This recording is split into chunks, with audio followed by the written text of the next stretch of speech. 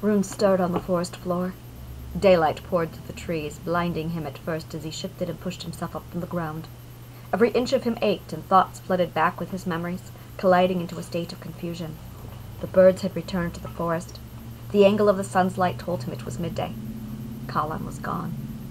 Rune winced against the sharp pain that traveled up his back into his shoulders. A constant throb pulsed through the back of his head. He touched the welt-formed knob and cringed, then propped himself against a tree. Remember? The shadow had closed in. Like death, it sucked the very life from the forest. Kallan's scythe, and his... Rune turned his hand over. Even now he felt an energy writhing within. Unsettled, it paced as if ready to tear itself out. Kallan had thrown her scythe, and something inside of him had wanted it, drawn it, pulled it in with such a ferocious hunger that could not be sated. And there it brooded.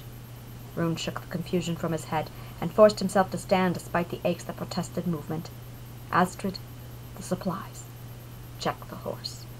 Rune stopped. On his feet he could see the beam of sunlight caress the forest floor where a bit of metal glistened. Brushing aside the debris, Rune pulled the tricorn knot from the forest floor. Still attached to the chain that had snapped clean, Kallan's elding pendant swayed. The shadow. Like a plague, it had descended and devoured the forest. Uninterested with him, its only concern seemed to have been Kallan.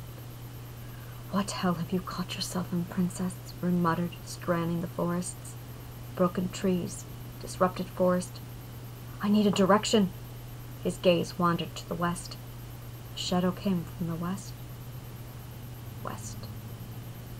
Rune walked to where the shadow had entered the clearing and focused his attention to where the trees were thickest. At first glance, the wood appeared undisturbed, but the restlessness that stirred within him pulled him into the foliage. There he felt and scanned the terrain until, several paces ahead, buried deep into the trees, he saw where the earth was unsettled.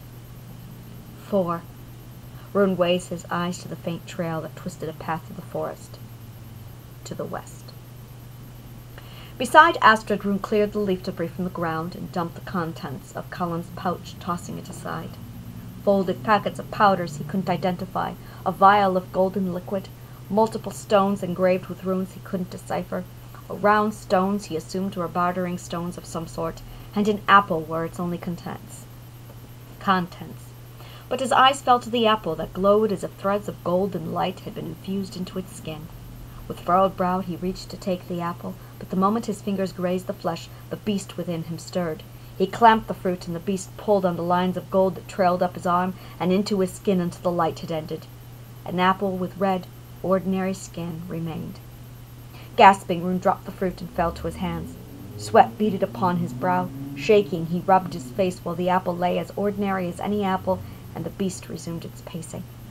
Uncertain of the surge that encouraged his blood to flow, Rune blew a short sigh, and, determined to be on his way, snagged the pouch. Rune stopped and looked at the pouch he held, certain he had dumped all the contents. Taking it, Rune turned it upside down, and another apple, as gold as the first, hit the ground. Unease stirred the pacing beast as Rune's heart pounded. Cautiously he reached out. As before, the beast roared and pulled the light from the apple into his arm. Another, ordinary, red apple fell, but it was the increased weight to the pouch in his hand that drew his attention, while the beast settled once more. Peering inside, Rune saw another single apple, as golden as before, nestled within. Before his hand passed into the pouch, the beast was alert once more, and the apple was drained and ordinary, lying on the ground with the first two. And still another apple appeared. Already the beast was stirring, raising its interest in anticipation for its next fix. He could feel the draw to feed it, to take up the apple and sate the beast, and all at once the desire to control it, to tame it, to master it, emerged. Rune raised a hand to the apple. The beast roared, and Rune withdrew his hand. He felt the anxiety, the frustration within the beast, the shadow stir, and he brought his hand back to the apple. The closer his hand came to the threads of light, the more unsettled the beast became. Rune fought the appetite, the need to draw on the threads, and moved his hand closer. The beast reached for the light. The shadow licked at the lines that would sate the need, and Rune pushed the beast back. Taking in the link, Rune found the lines and pulled them.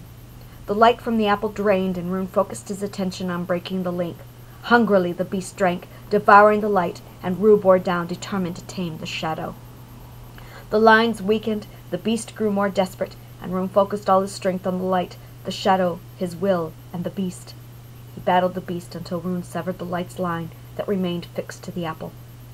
The beast roared. It bucked. The shadow grew, and Rune slammed it down, forcing the beast to obey under his will.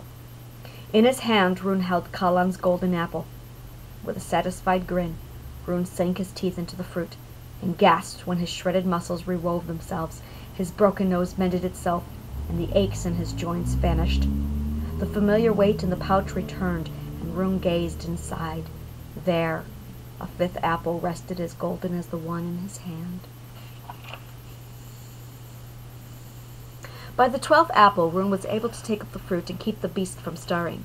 The tension was there. He felt it wanting to fight, but Rune had maintained the strength to keep the beast at bay, allowing him to draw the threads of light. With the contents returned to Kallan's pouch, he made his way back to Astrid, who had remained in the clearing. Taking up the reins, Rune looked to the west. He was understocked and less prepared than usual for the situation. With Kallan's dagger and no shoes on his feet, he was in no position to track, let alone venture into battle. But he had only a few hours before Kallan's trail went cold, and midday was long since past. I'll make weapons along the way, he decided. The beast raised his head. He felt it too, the draw and want of the light, and much stronger than anything from the apples. Withdrawing Kallan's dagger, Rune sank to the bushes out of sight. 1. The beast within paced hungrily, aching for the pull for more vigor than before. Steady. Rune located the primary source of the scythe nearby. The energy it exuded riled the beast, forcing Rune to focus his efforts on holding it back. The scythe source shifted faster than anything Rune had seen before, but the scythe from that single source pulled at the scythe lines fused to the earth in the air. Where the scythe source moved, it left a trail behind, making it difficult to track its location, and the moment he found it, it moved again. The beast snarled, and Rune turned, knowing his opponent was too fast. Long before he could the cold blade touched his throat, and Rune held his breath, waiting as a dark voice spoke. From the threshold of death's door, where Raven loves the crow, take his outstretched withered hands. Release, he calls. Come forth. Rune breathed and shoved the blade from his throat while laughter broke the forest silence. Bergen! You looked like you were going to piss yourself 3-way sideways, Bergen chuckled. Rune ran a hand over his face, wiping away the beads of sweat before sheathing Kallan's blade. There isn't time for this, Rune said. Where's your horse? Hey! Bergen called. Where's the queen? There's food here in Flint, Bergen said, pulling the saddlebag from the black mare and handing it over to Rune. A few swords and knives are secured to Zabai's saddle. I picked them up of a band of men a day back. Rune looked up at attention. Men? In Alfheim? Bergen nodded. Their weapons are forged within pure iron. They'll break, but it's something. Rune ignored him and fastened the sword to his side. What are you doing, brother? Bergen asked. I'm going after her, Rune said, looking over the dock of our blade and securing another set of knives on his belt. Let me have your boots. Without question, Bergen pulled off his boots and tossed them to Rune. Do you even know where they've taken her? Bergen asked. By the few tracks they left, they went west. Midgard, Bergen said. It shouldn't take more than a moon. Rune pulled on Bergen's boots as he spoke. Not sure yet what I'm dealing with. They're on foot, but... Rune's thoughts trailed off. Ride back to Gunir. Take the throne in my stead. And here. Rune pulled off his signet ring and thrust it at Bergen, who threw his hands into the air. Whoa! Bergen exclaimed. You know I can't afford to tarnish the disrespectful reputation I've been honing for centuries. What would Rune think if she caught me being responsible with that? Fine. Rune jammed the ring back on his finger and steadied the long sword on Bergen's back. The sage source that had awakened the beast with such hunger, the sage source that drew from all other lines around them as it moved with its keeper, came from the blade on Bergen's back. Until now he had never detected the amount of energy stored in its core. When Bergen arrived ages ago, dismissing the longsword as something he had picked off the Dokafar, no one had questioned it. But not even the Dokafar made blades like that. Give me your firstborn, Rune said. Bergen's eyes were set aflame. You can have the boots off my feet. Rune frowned. The shirt off my back. You never wear shirts. The pants off my hide, Bergen offered. No thanks. You are not taking my firstborn, Bergen declared. Rune scoffed. You didn't pick that off a Dokafar, did you? Bergen went pale. Later, Rune said. I have no time. Give me your bow. Bergen gave him the bow without objection. The quiver, Rune said. Bergen obliged. And your pipe, Rune said. Bergen made a sound like he had swallowed a cat. Oh, you're killing me here, he said. but handed over his pipe and some leaf. "If I'm not back by the next moon, come find me," Rune said, while he fastened Bergen's quiver to his belt. "Tell no one that you've seen me." Rune pulled himself onto Astrid and steered the stallion west. "Hey!" Bergen called once Rune had eased Astrid into a canter. "What am I supposed to tell Torun?"